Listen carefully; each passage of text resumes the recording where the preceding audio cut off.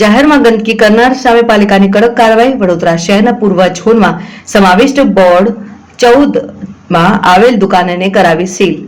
Lining વર્ક્સની દુકાન પાણીગેટ દરવાજા પાસે આવેલી છે. ત્યાં દુકાન માલિક રોજ કચરો ફેંકતા હતા. વારંવાર સૂચના આપવા છતાં ન માનતા આજે પાલિકા દ્વારા દુકાનને સીલ કરાવ તેમજ 5,000 રૂપિયાનો દંડ ફટકારવામાં આવ્યો.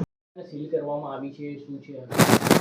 આજરોજ વડોદરા મહાનગરપાલિકાના પૂર્વજના વોર્ડ નંબર 14ના પાણીગેટ વિસ્તારમાં જાહેર જગ્યા પર કચરો નાખતા એક આશીષ જિનગર લાઇનિંગ વર્ક્સ નામની એક દુકાન છે તેને વોર્ડ નંબર 14 દ્વારા સીલ કરવામાં આવી છે અને દંડની કાર્યવાહી હાથ ધરવામાં આવેલી છે. કેટલો દંડ કરવામાં આવ્યો છે? આજરોજ એમને 5,000 રૂપિયા દંડની નોટિસ આપવામાં આવી છે અને હવે પછી પણ કચરો નાખશે તો ફરીથી પણ વધુ પેનલ્ટી કરવામાં આવશે.